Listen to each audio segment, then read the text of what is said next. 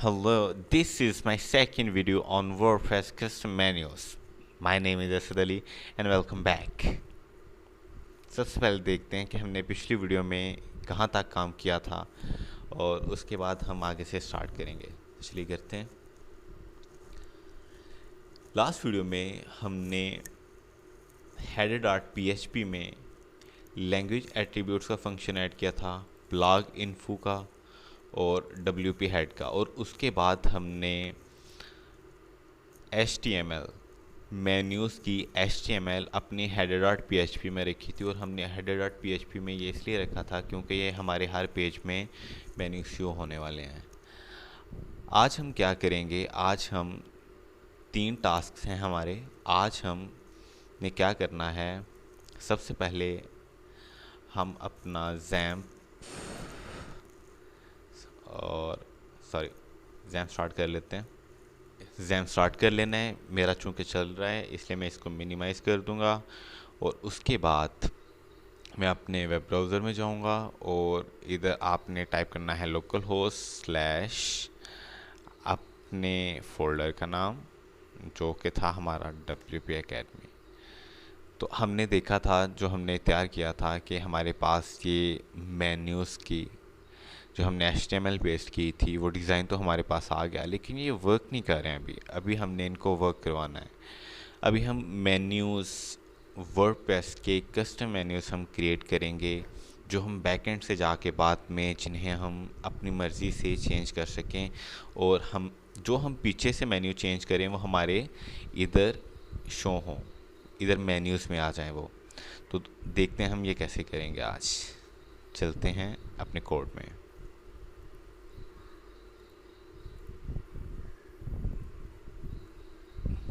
तो जी कोड में आ गए हम अपने header.php में। और मैं आपको एक चीज़, बहुत ज़रूरी चीज़ बताना चाहूँगा।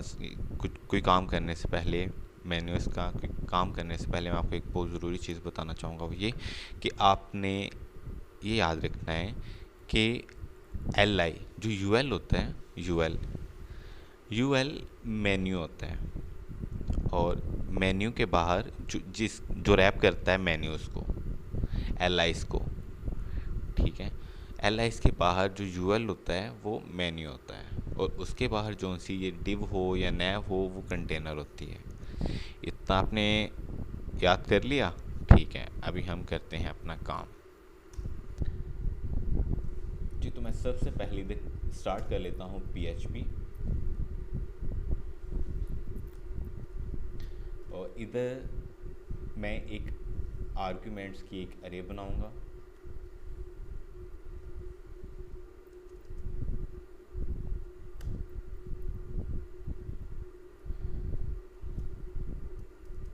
ये मेरी अरे नेम, और ये मेरा स्ट्रक्चर, ये मेरा स्ट्रक्चर बन गया। अब मैं बताने लगा हूँ आर्ग्यूमेंट्स जो कि अरे में जो हमारे पैरामीटर्स हैं। सबसे पहले पैरामीटर जो है वो है थीम लोकेशन का। फिर आप इसको कॉपी कर लें, इसको मैं कॉपी करता हूँ। मुझे जितने पैरामीटर चाहिए उनके लिए मैंने कॉपी कर लिया। थीम लोकेशन के मैं बाद मुझे जो पैरामीटर है वो है कंटेनर क्लास, उसके बाद है कंटेनर आईडी, उसके बाद है मेन्यू क्लास, और कॉपी करके मेन्यू आईडी।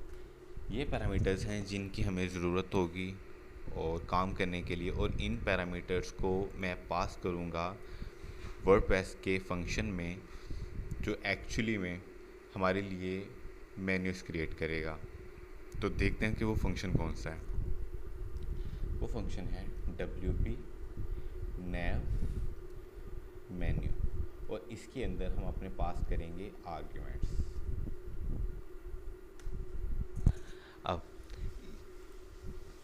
थीम लोकेशन क्या है? थीम लोकेशन मैं आपको पहले बता दूं कि ये एक स्ट्रिंग एक्सेप्ट करता है, और थीम लोकेशन एक्चुअली ये रिप्रेजेंट कर रहा है कि आपकी मेन्यूज़ की थीम में लोकेशन क्या होगी। तो मैं इसको कह देता हूँ कि ये मेरे मेन मेन्यू होंगे।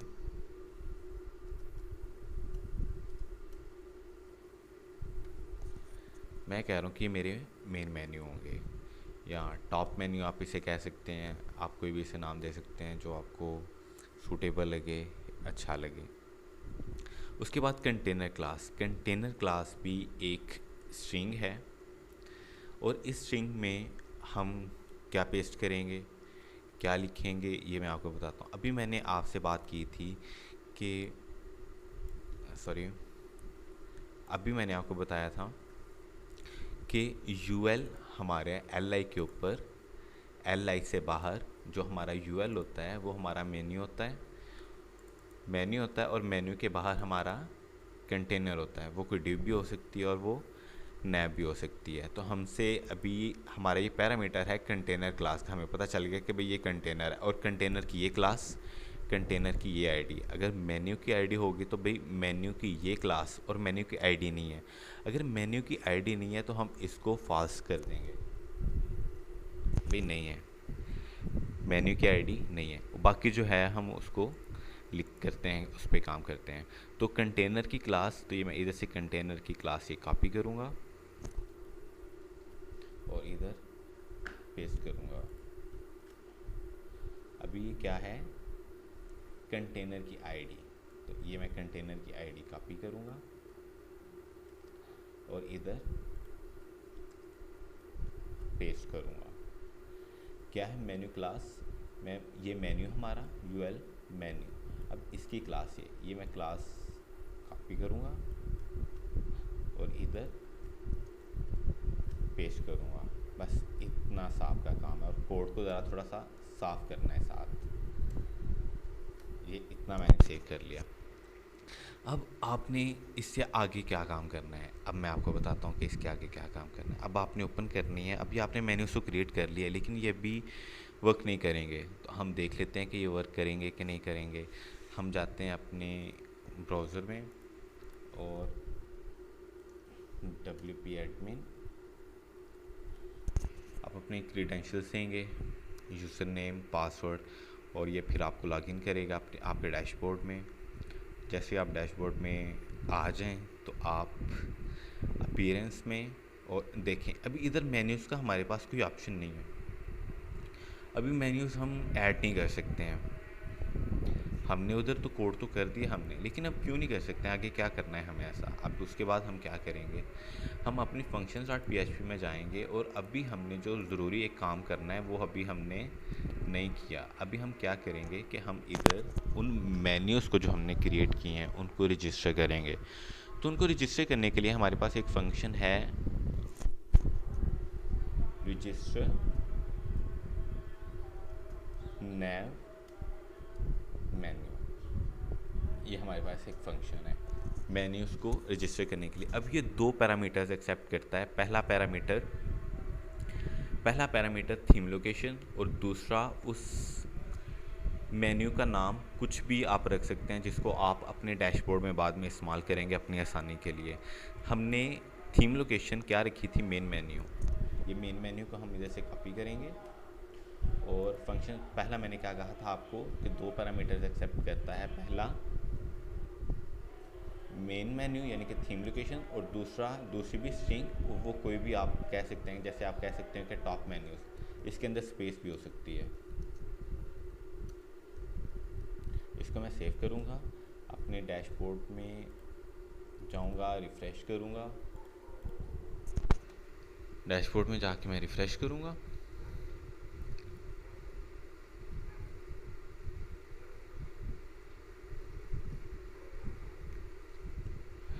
और अभी मैं देखता हूँ, ये देखें अब हमारे पास मेन्यूज़ का ऑप्शन आ गया। खुशी हो रही है ना। अब ये मेन्यूज़ पे हम क्लिक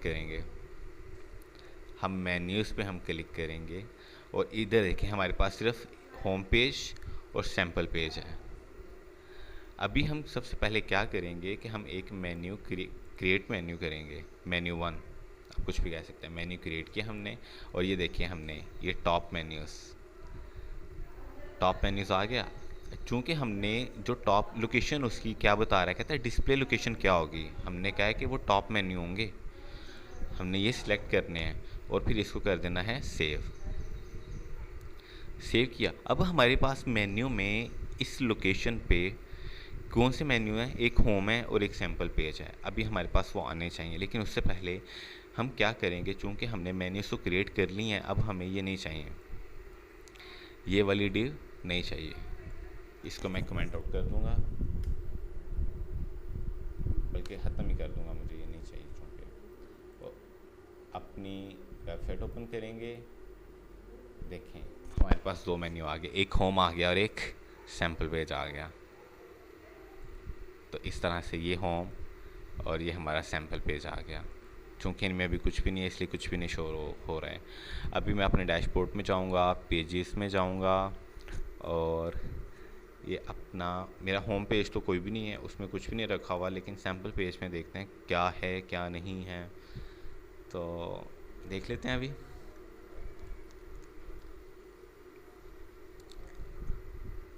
सैम्पल पेज में तो काफ़ी कुछ है भाई, लेकिन शो क्यों नहीं हुआ, अब देखते हैं शो होता है क्या नहीं।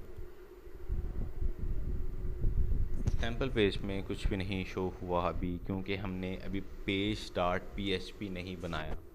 जब हम पेज डॉट PHP बनाएंगे तब ये शो होगा, लेकिन अभी वो बाद में करेंगे ये चीज़ें। हम अभी जो काम है करने वाला, अभी हम वो करेंगे।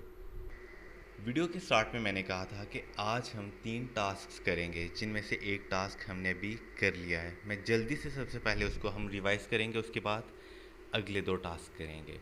तो हमने क्या किया, हमने पहले मैं इसको वापस ले आया, जो मैंने ख़त्म कर दिया था। आपको सिर्फ समझाने के लिए मैंने उसको अंडू किया है। मैंने आपसे क्या कहा कि आपने सिर्फ 2 बातें याद रखनी है कि li के बाहर, मेन्यू के बाहर जो मेन्यू को रैप करता है li को ul, वो मेन्यू होता है, और उसकी क्लास और उसकी आईडी वो मेन्यू की क्लास और मेन्यू की आईडी होती है। और उसके बाहर जो डिव या नैव होगी वो कंटेनर होगा, और उसकी क्लास या आईडी कंटेनर क्लास या कंटेनर आईडी होगी। और चूंकि आपने वीडियो देखी है, इसलिए आपको पता चल गया कि हमें container class, container ID, menu class और मेन्यू आईडी की क्यों ज़रूरत पड़ने वाली है। तो उसके बाद हमने क्या किया, उसके बाद हमने आर्ग्यूमेंट्स की एक अरे बनाई और उसको एक फंक्शन में WP nav मेन्यू फंक्शन में पास कर दिया।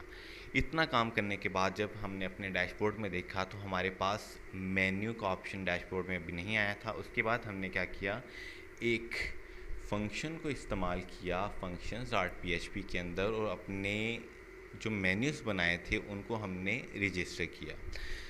रजिस्टर नैव मेन्यू फंक्शन के 2 पैरामीटर्स होते हैं, पहला होता है थीम लोकेशन और दूसरा होता है आपके मेन्यू का नाम, जो कुछ भी आप रखना चाहो, जिसे आप डैशबोर्ड में बाद में आप देखोगे और सेट करोगे अपने मेन्यूज़ की लोकेशन को। ये हमने आज काम किया। उसके बाद जो हमारे 2 टास्क रह गए हैं, जिसे मैंने आपके लिए ये अंडू किया था, इसे मैं फिर से ख़त्म कर देता हूँ और ये सेव कर देता हूँ मैं इसको। उसके बाद हमारे जो 2 टास्क रह गए हैं, मैं उनमें से दूसरा टास्क किया है, उनमें से पहला टास्क किया है। पहला टास्क हमारा कंप्लीट हो गया। अब इसके बाद 2 टास्क हमारे रह गए। दूसरे 2 टास्क में से पहला टास्क हमारा है अब ये वेबसाइट के टाइटल को डायनामिक करना। वेबसाइट के टाइटल को मैं डायनामिक करना चाहता हूँ। जैसे कि मैं अपनी वेबसाइट में देखते हैं कि ये देखें, ये हमारे पास ये वही आ रहा है, हमारे पास अपना टाइटल नहीं आ रहा, ये हार्ड कोडेड है जो हमारे कोड में है, और ये हमें नहीं चाहिए। हम क्या करेंगे, मैं इसको ख़त्म कर दूँगा। लेकिन जब मैं इसको ख़त्म कर दूँगा तो फिर हम इधर करेंगे क्या, हम इसको डायनामिक कैसे करेंगे, मैं आपको बताता हूँ। हम इधर PHP स्टार्ट करेंगे। PHP स्टार्ट करने के बाद हमारे पास एक फंक्शन है ब्लॉग इन्फो का। आप सोच रहे होंगे ये तो हमने पहले भी किया। हाँ जी, पहले भी किया हमने। ये ब्लॉग इन्फो फंक्शन मैंने इस्तेमाल किया। हमारे पास फंक्शन है ब्लॉग इन्फो का। ब्लॉग इन्फो के अंदर आपने ये एक स्ट्रिंग एक्सेप्ट करता है, और इसके अंदर आपने जो पैरामीटर पास करना है वो है टाइटल। इतना करके आप जब इसको आप सेव कर लेंगे, सेव करने के बाद इसको आप रिफ़्रेश करेंगे तो आप देखें कि ये आपकी जो आपने अपनी वेबसाइट का नाम रखा था वो टाइटल में अब आपके पास वही आ रहे हैं। और ये अब हमने अपने दूसरे टास्क को भी कंप्लीट कर लिया और अब हम चलते हैं अपने तीसरे टास्क की तरफ। और जो तीसरा टास्क जो मैंने रखा है वो मैं चाहता हूँ कि मेरे पास इधर वेबसाइट का लोगो नहीं आ रहा है, मैं उसको लाना चाह रहा हूँ। वेबसाइट का लोगो नहीं आ रहा है, लोगो मैं लाना चाह रहा हूँ, तो मैं कैसे लाऊंगा? तो वो हम सबसे पहले क्या करेंगे, अपने टेम्पलेट में जाएंगे, थीम में जाएंगे, थीम में जाके मैं उसे आइडेंटिफाई करूँगा कि वो किधर है। मैं देखूँगा कि वो उसी पार्ट में है, उसी हिस्से में है जिधर मैंने अपने मेन्यूज़ क्रिएट किए हैं, उधर ही मैं कहीं सर्च करूँगा और मुझे एक इमेज टैग दिखेगा। अब मैं क्या करूँगा कि मैं कहता हूँ कि अब ये इमेज को शो करवाओ, लेकिन वो कैसे करवाओगा?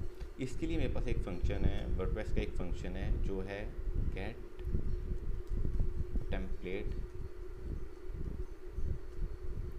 डायरेक्टरी URI, ये फ़ंक्शन है। अब ये फ़ंक्शन क्या कहता है? ये फ़ंक्शन आपके थीम तक का पाथ दे देता है कि ये फ़ंक्शन कहता है कि ये थीम तक पहुंच जाओ। htdocs में से WP कंटेंट, फिर उसके अंदर थीम्स के बाद आपका अपना थीम कहता है इधर तक पहुंच जाओ। उसके बाद इमेजेस में जाओ, उसके अंदर एक है इमेज logo.png का, उसको शो करवा दो। अब इसको मैं सेव करूँगा, सेव करने के बाद मैं इसको रिफ़्रेश करूँगा तो इधर हमारा लोगो शो नहीं हुआ। अब मैं अपनी दोबारा कोड में जाऊँगा और मैं प्रॉब्लम आइडेंटिफाई करूँगा कि क्या प्रॉब्लम है, कि नहीं शो हो रहा, हमारे कोड में कहीं गलती तो नहीं है। और हमने इसको एको नहीं करवाया, हम इसको एको करवाएंगे तो फिर हमारा लोगो रेंडर होगा इधर। अब मैं इसको रिफ़्रेश करूँगा और ये हमारा लोगो भी आ गया। अच्छा है, तो अभी सबसे पहले जो हमने सारा काम किया है मैं उसको एक दफ़ा से दोबारा से रिवाइज़ कर देता हूँ, उसके बाद हम अपनी वीडियो ख़त्म करेंगे और फिर मिलेंगे इंशाल्लाह नेक्स्ट वीडियो में। तो अभी मैंने रिवाइज़ किया कि हमने वर्डप्रेस के मेन्यूज़ कैसे बनाए। उसके बाद हमने जो काम किया वो हमने किया कि अपने वेबसाइट के टाइटल को डायनामिक किया, और वो फंक्शन हमारा ब्लॉग इन्फो, उसमें हमने पैरामीटर पास किया टाइटल का। उसके बाद हमने लोगो लाना था अपनी वेबसाइट पे, तो उसके लिए हमने क्या किया कि हमने डायरेक्टरी तक का पाथ दे दिया गेट टेम्पलेट डायरेक्टरी URI से। फिर हम गए इमेजेस में, उसके अंदर एक हमारे पास इमेज थी, लोगो था logo.png के नाम से, जिसको हमने एको करवा दिया।